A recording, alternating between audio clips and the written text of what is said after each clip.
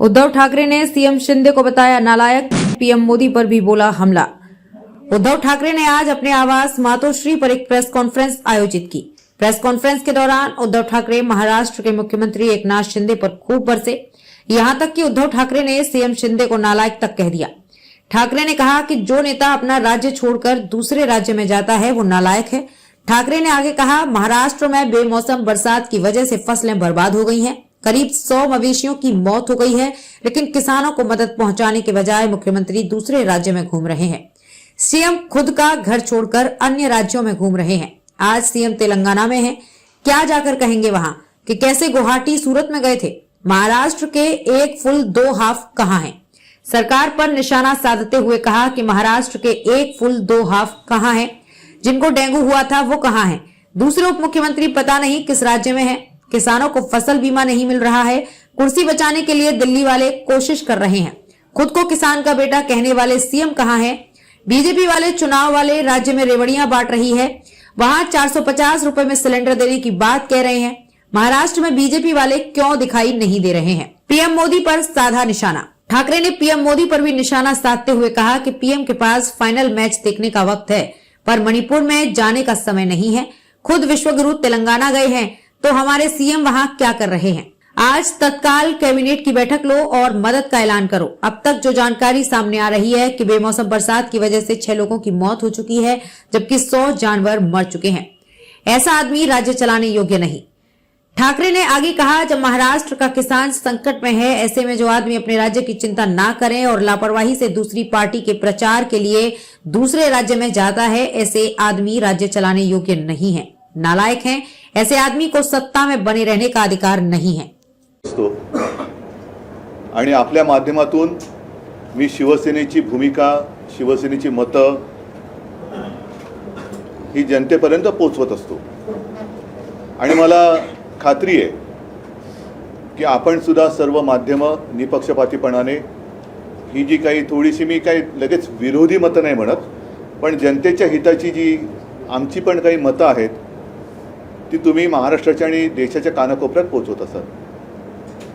आज मुद्दामून मी तुम्हाला एवढ्यासाठी बोलवलं कारण एकूणच महाराष्ट्रामध्ये हे जे सरकार आहे ते असंविधानिक आहेच, पण आता हे सरकार तरी आहे की नाही असा प्रश्न पडलेला आहे। कारण मुंबईपुरतं आधी बोलायचं झालं तर माझ्या तरी आठवणीमध्ये आजपर्यंत कधीही नव्हतं एवढं प्रदूषण हे मुंबईत आपण सर्वांनी अनुभवलेलं आहे। आणि त्याचं कारण काही तज्ञांशी मी जे बोललो ते असं होतं की नियोजन शून्य विकास कामं, आणि त्याच्यामध्ये सगळीकडे धूळ आणि धुळदाण झाली होती। ते प्रदूषण बघितल्यानंतर आपल्या असंविधानिक मुख्यमंत्री आणि सरकारने असं जाहीर केलं होतं की मुंबईचे रस्ते आम्ही धुवू आणि कृत्रिम पाऊस पाडू। यांच्याकडचं सगळंच कृत्रिमच आहे, पण तो कृत्रिम पाऊस सुद्धा त्यांना पाडता आला नाही। सुदैवाने, मी मुंबईपुरतं बोलतोय, सुदैवाने की पाऊस पडला आणि हे प्रदूषण थोडंसं ओसरलं असावं असं वाटतं। मात्र त्याच वेळेला मुंबई व्यतिरिक्त संपूर्ण महाराष्ट्रामध्ये बऱ्याचशा भागामध्ये या अवकाळी पावसाने आणि गारपिटीने शेतकऱ्यांचं प्रचंड नुकसान झालेलं आहे। माझ्या प्राथमिक माहितीप्रमाणे उत्तर महाराष्ट्र, विदर्भ, मराठवाडा या भागामध्ये जवळपास 1 लाख हेक्टर शेतीचं नुकसान झालेलं आहे। उत्तर महाराष्ट्रामध्ये तर गारपिटीने संपूर्ण द्राक्षाच्या बागा आणि कांद्याचं जे काही पीक होतं, यावेळेला खरीपाची लागवड कांद्याची थोडी उशिरा सुरू झाली होती सप्टेंबरमध्ये, म्हणजे डिसेंबरला हा कांदा काढणीला आला असता तो पण गेला। एक तर गेल्या मोसमामध्ये केंद्राच्या नाठाळ किंवा नाकर्ते विचित्र धोरणामुळे कांदा शेतकरी रडकुंडीला आला होता। आता कांदाच गेला, त्याच्यामुळे करणार काय? बरं, हे सगळं बघितल्यानंतर मी सुद्धा 2.5 वर्ष मुख्यमंत्री होतो आणि काही गोष्टी मुख्यमंत्र्यांना बसल्या जागेवरती येतात, म्हणजे माहिती जी असते ती बसल्या जागेवरती, काय फिरण्याची गरज नसते। आज जे मुख्यमंत्री जे आहेत असंविधानिक, ते स्वतःचं घर सोडून इतरांची घरं धुंडाळत आहेत। म्हणजे आज सुद्धा मुख्यमंत्री कुठे आहेत असं जर विचारलं तर माझ्या माहितीप्रमाणे ते तेलंगणाला गेलेत। तेलंगणाला जाऊन काय प्रचार करणार, कुठल्या भाषेत बोलणार, काय ते सुरत, गुवाहाटी, गोवा कसं त्यांचं हे चोरटेपणाचा सगळा जो काय प्रवास आहे तो तिथल्या लोकांना सांगणार आहेत का? स्वतःचं घर न सांभाळता दुसऱ्याच्या घरामध्ये डोकावणारे हे भुरटे हे राज्याला न्याय देऊ शकत नाही आहेत. एक तर राज्य असंच पडलेलं आहे वाऱ्यावरती. म्हणजे एक फुल दोन हाफ, दुसरे दोन हाफ कुठे आहेत काहीच कल्पना नाही आहे. कारण मधल्या काळामध्ये सुद्धा दुसरे हाफ होते ते छत्तीसगडला का मध्य प्रदेशला प्रचाराला गेले होते. आज कुठे गेले ते कल्पना नाही. दुसरे ज्यांच्यामध्ये डेंग्यू झाला होता ते कुठे आहेत त्याची माहिती नाही आहे. मग शेवटी ह्या राज्याचा मायबाप कोण आहे? विशेष म्हणजे मी जे मगाशी सांगत होतो की काही गोष्टी या मुख्यमंत्र्यांना माहिती मिळत असते. ती माहिती अशी आहे की साधारणतः गेल्या काही दिवसांपूर्वीच आपल्या हवामान खात्याने एक इशारा दिला होता की या काळामध्ये अवकाळी पाऊस होऊ शकतो, गारपीट होऊ शकते. काय केलं मंत्रिमंडळाने, काय केलं मुख्यमंत्र्यांनी?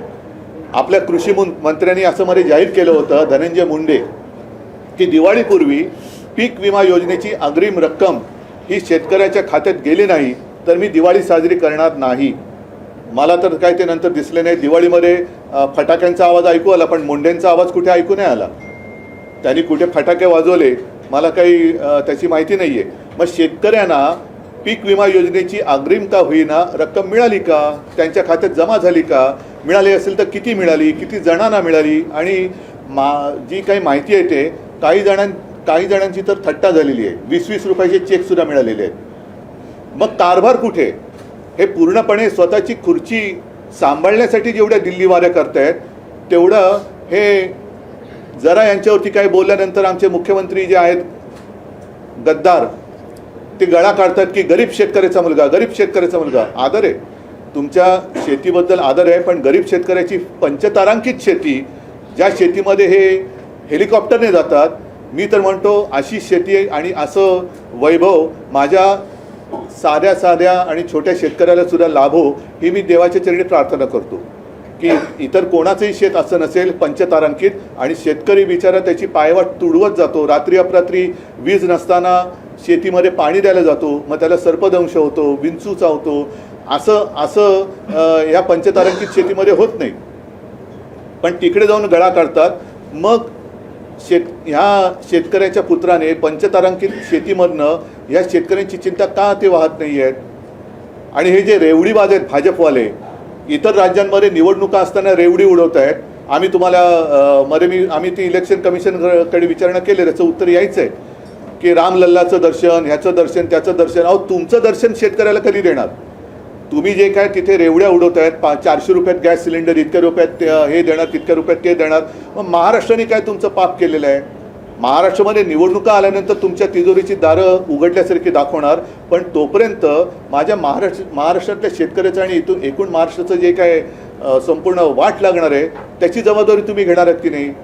आणि मध्ये मला खरंच एक प्रश्न मला पण पडला. मला वाटतं त्या प्रियांकानी विचारला की आपले प्रधानमंत्री क्रिकेटच्या फायनलला जातात पण मणिपूरमध्ये जात नाहीत.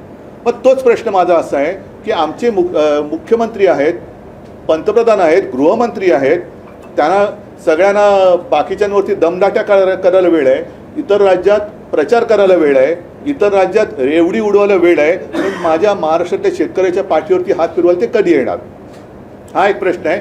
कारण ही आता जी प्राथमिक माहिती मी तुम्हाला दिलेली आहे, साधारणतः 6च्या आसपास काहीतरी जीव गमावले गेलेले आहेत आणि 100च्या आसपास जनावरांची प्राणहानी झालेली आहे. यांचं काय करणार? आणि सगळ्यात महत्त्वाचा विषय की मुख्यमंत्री स्वतःचं घर सोडून घरोदारी फिरतायत. सरकार आपल्या दारी. यार पण कोणाच्या दारी जाते तुम्ही? तिकडे दुसऱ्या राज्यात जाते, त्या राज्याला काय मुख्यमंत्री नाही? स्वतः पंतप्रधान तिकडे विश्वगुरू आल्यानंतर हे तिकडे जाऊन काय आणखीन दिवे लावणार आहेत? तुम्ही स्वतःचं राज्य, स्वतःचं घर का नाही सांभाळत?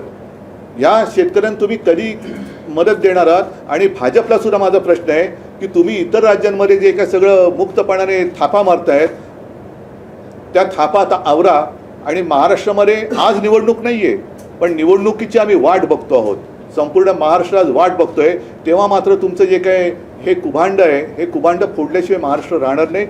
तुम्ही लवकरात लवकर तुमचं ट्रिपल इंजिन असेल, आणखीन किती इंजिनं लावायची ती तुम्ही बघा, पण त्या इंजिनातून थापांचे धूत न सोडता भरघोस मदत आजच्या घडीला जी गरज आहे ती माझ्या राज्यातल्या शेतकऱ्याला करा आणि ताबडतोबीने मी तर म्हणेन आजच्या आज कॅबिनेटची बैठक घेऊन या सगळ्या परिस्थितीचा आढावा घेऊन ताबडतोब तुम्ही मदतीची नुसती घोषणा नाही तर मदत करायला जाहीर करा, मदत करायला सुरुवात करा. मधल्या काळामध्ये आपल्याला सर्वांना कल्पना आहे की पीक विमा ज्या काही देणाऱ्या कंपन्या आहेत त्या कंपन्यांवरती शिवसेनेने आंदोलन केलं. जर काही परिस्थिती सुधारली नाही तर मी तमाम शिवसैनिकांना सांगतो आणि शेतकऱ्यांना सुद्धा आवाहन करतोय, मी आपल्याला भेटीला येईनच. हे तर आता काय झालेलं आहे की थोडीशी नेहमी घडणारी घटना आहे की असं दुष्काळ आहे, त्याच्यात अवकाळी आहे. आम्ही मध्ये गेलो होतो दुष्काळग्रस्तांची त्यांना एक दिलासा देण्यासाठी. आम्ही जातो, दिलासा देतो, विधान भवनामध्ये विधानसभेच्या विधिमंडळामध्ये प्रश्न मांडतो, मोर्चे काढतो, पण सरकार ढिम्म राहतं. आता हे सरकार बदलण्याची वेळ आलेली आहे. मी सर्व शिवसैनिकांना सांगतो की जिथे जिथे शेतकऱ्यांचं शेतीचं नुकसान झालेलं आहे त्यांच्या बांधावरती जा, त्यांना दिलासा द्या आणि त्यांच्यासह तिथल्या जिल्हाधिकारी कार्यालयावरती जाऊन जिल्हाधिकाऱ्यांना जा विचारा की तुमच्याकडे नक्की सूचना आल्यात तरी काय, पंचनामे जे पूर्वीचे राहिलेत आत्ताचे पंचनामे कधी करणार. कारण आजच एक बातमी आली आहे, कृषी मंत्र्यांनी आपले जाहीर केले की आम्ही वस्तुनिष्ठ, आता कोणती वस्तू आणि पहिली निष्ठा कोणाची तुमची ते सांगा. ज्याची निष्ठाच कोणावर नाही तो वस्तुनिष्ठ माहिती घेऊन काय जाहीर करणार. त्याच्यामुळे या शेतकऱ्यावरती मी दया दाखवा असं म्हणतोय, करुणा दाखवा असं म्हणत नाही, दया दाखवा आणि लवकरात लवकर शेतकऱ्यांना मदत मिळवून द्या. सर तुम्ही देखील जाणार आहे का बांधावर शेतकऱ्यांच्या? बघा, मी जाणं हा भाग आलाच, तेच मी तुम्हाला सांगतो की आता ओघाने आलंच. आम्ही जातो शेतकऱ्यांना, शेतकरी बिचारे धाय मोकलून रडतात. पण कालसुद्धा एक मंत्री गेले असताना शेतकऱ्यांनी त्यांना विचारलं की तुम्ही काय मदत करणार असेल तर या, फुकाच्या गोष्टी करायच्या असेल तर निघून जा. ही जबाबदारी सरकारची आहे, आम्ही तर जाऊच, पण पहिले सरकार म्हणून जर अस्तित्वात आहे की नाही ह्याचा कुठेतरी सोक्षमोक्ष लागला पाहिजे. कारण हे आपलं घरदार वाऱ्यावरती सोडून दुसऱ्यांच्या घरामध्ये जर प्रचाराला जात असतील तर मग हे उपयोग काय, ह्या मुख्यमंत्र्याचा आणि उपमुख्यमंत्र्याचा उपयोग काय राज्याला. घर सोडून दुसऱ्याची घरं तुम्ही म्हणजे त्यांची पण बरबादीच करायला जातात थापा मारून. आज बघितलं तर मला वाटतं कुठे तेलंगणात गेलेत वाटतं का, महाराष्ट्र उघडा पडलाय, महाराष्ट्राच्या वरती गारपीट झालेली आहे, मृत्युमुखी पायी पडलेत, शेतकऱ्यांची वाताहत झालेली आहेत, घरदारं उद्ध्वस्त झालेत आणि तुम्ही प्रचाराला तिकडे जातात, लाज नाही वाटत. मग मी हे बोलल्यानंतर स्वतःच्या पंचतारांकित शेतीमधनं पुन्हा हे सांगणार की गरीब शेतकऱ्याचा मुलगा मुख्यमंत्री झाला. 2 दिवसात 16 ते 17 जिल्ह्यांमध्ये जे आहे ते गारपीट आणि अवकाळी पावसाचं नुकसान झालंय आणि त्यावरती शासन लक्ष ठेवून असं धनंजय मुंडे कृषी मंत्री म्हणजे काय करते नेमकं काय, आधी तुम्ही लक्ष ठेवून आहात. पहिलं तुम्ही जी घोषणा केली होती गेल्या 1-1.5 वर्षामध्ये जेवढी जेवढ्या नैसर्गिक आपत्त्या आल्या त्याच्यात खरोखर किती मदत केली. साधी गोष्ट आहे, आमचं सरकार यांनी गद्दारी करून पाडण्याच्या आधी जो आमचा अर्थसंकल्प जाहीर झाला होता त्यावेळेला जी कर्जमुक्ती आम्ही केली होती त्यातली एक शेवटची गोष्ट राहिली होती, कारण करोनाच्या संकटात अर्थव्यवस्था डगमगली होती. पण त्याही काळात याच शेतकऱ्यांनी आपली अर्थव्यवस्था तारून धरली होती आणि 50,000 रुपये एक प्रोत्साहनपर राशी नियमित कर्ज परतफेड करणाऱ्याला आम्ही जाहीर केली होती, द्यायला सुरुवात झाली होती.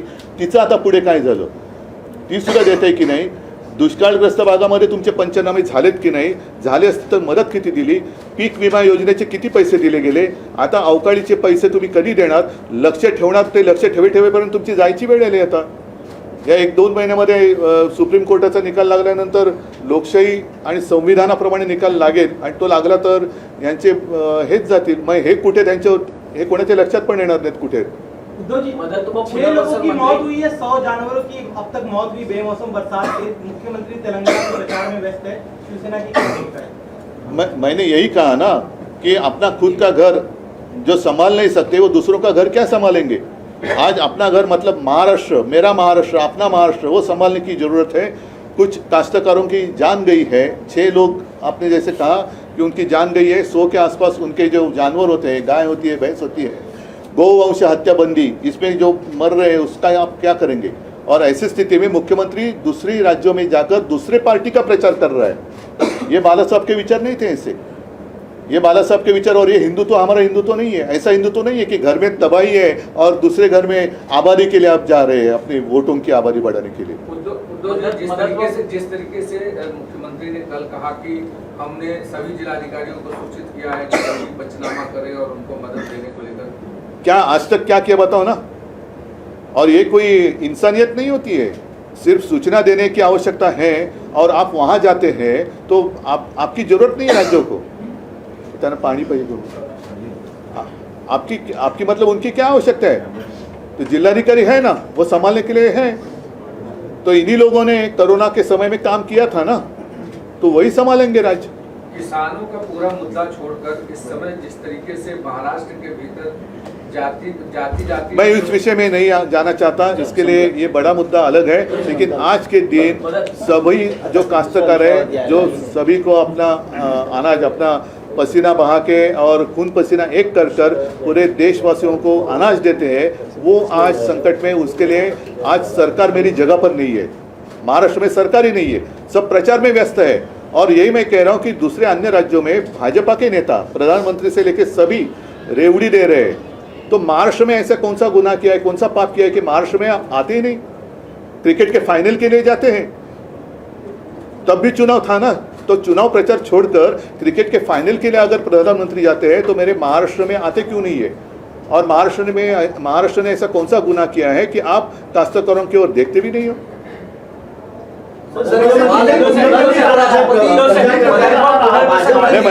यही मैंने कहा कि यही मैं कह रहा था कि हमारे केंद्रीय मंत्री जी ने कहा, गृह मंत्री जी ने कि कौन से मध्य प्रदेश में आप भाजपा का वोट दो तो आपको हम रामलला का दर्शन करेंगे। लेकिन भाई साहब, आप मंत्री हो, मेरे काश्तकार संकट में आपका दर्शन तो दे दो।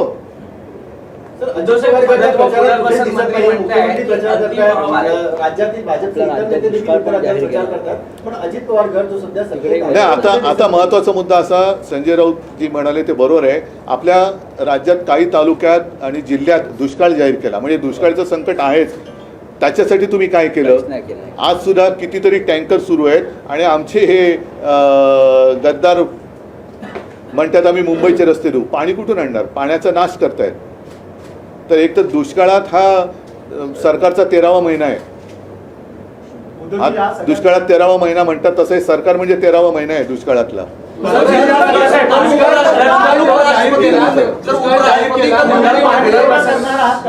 मदत व पुनर्वसन मंत्री ठिकठिकाणी जाऊन पाहणी करतात आणि ते म्हणतात की नाही, आता त्यांच्या बरोबर जे गद्दार गेले त्यांचं पुनर्वसन करायचं कसं, त्यांना कशी मदत करायची, हाच एक मोठा भाग झालेला आहे। ते जनतेची काय मदत आणि पुनर्वसन करणार? मात्र मागच्या वेळी जेव्हा दुष्काळ जाहीर केला त्यावेळी जे तालुके जाहीर केले होते त्या तालुक्यातले प्रतिनिधित्व करणारे आमदार किंवा मंत्री त्या बैठकीला नव्हते। मग आता कॅबिनेट जरी नाही, मला आता याच्या जास्त खोलात जायची गरज नाही। पुन्हा मी एकच मुद्दा सांगेन की आज माझ्या राज्यातला शेतकरी संकटात असताना, गारपीट अवकाळीच्या संकटात असताना, जो माणूस स्वतःच्या घराची काळजी न करता बेपर्वाईने दुसऱ्या पक्षाच्या प्रचारासाठी दुसऱ्या राज्यात जातो, असा माणूस राज्याचा कारभार करायला नालायक आहे आणि अशा माणसाने सत्तेवर राहण्याचा त्याला अधिकार नाहीये। मग ते कोणी असो, त्यांनी राज्याचा मी अमुक आहे हे बोलण्याचा त्याला अधिकार नाहीये। सर, एक सवाल है, राष्ट्रपति मुंबई में थे, उन्होंने मोदी को युग पुरुष कहा है। नहीं, मैं उनके लिए, उनकी नज़र से वो ठीक रहेगा, बाकी जनता बहुत बड़ी है। चलो, धन्यवाद, जय हिंद, जय महाराष्ट्र। नहीं, ठीक है, आता बोलले थोडं